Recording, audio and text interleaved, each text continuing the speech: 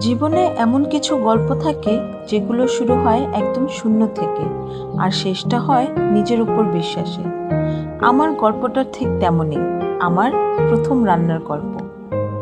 আমি কখনো রান্নাঘরে যাইনি। চুলা ধরানো, ভাত বসানো এগুলো আমার জীবনের অংশই ছিল না। সব সময় পড়াশোনা, বই, ক্লাস, পরীক্ষা এই ছিল আমার দুনিয়া। সত্যি বলতে আমি ভাবতাম রান্না আমার জন্য না, আমি পারবো না। তারপর 2021 সালের 20 মার্চ আমি প্রথমবারের মতো মালয়েশিয়াতে আসি। নতুন দেশ, নতুন জীবন, আর সাথে হাজারটা ভয়। সেদিন আমি কিছুই খাইনি।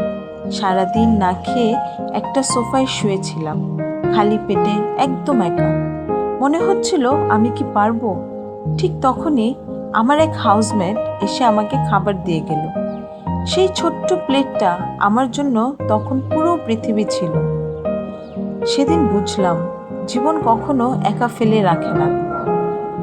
এরপর শুরু হলো আমার নতুন যুদ্ধ। ইউটিউব দেখে, মার থেকে জিজ্ঞেস করে, মাকে ভিডিও কলে রেখে একটু একটু করে শিখতে লাগলাম। প্রথম রান্না না, সেটা খাওয়ার মতো ছিল না, কিন্তু আমি থামিনি। একদিন ভাত, একদিন ডাল, একদিন মাংস।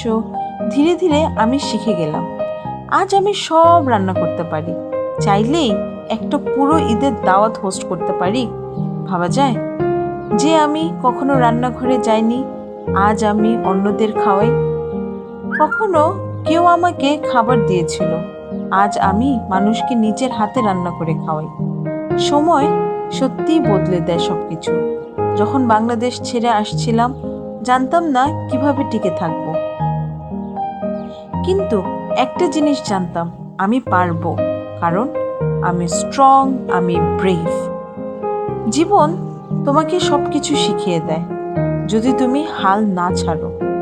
আজ আমি এখানে দাঁড়িয়ে শুধু একটা কথাই বলতে চাই, নিজের উপর বিশ্বাস রাখো, কারণ সময় বদলাবে আর তুমি পারবেই। এই ছিল আমার প্রথম রান্নার গল্প।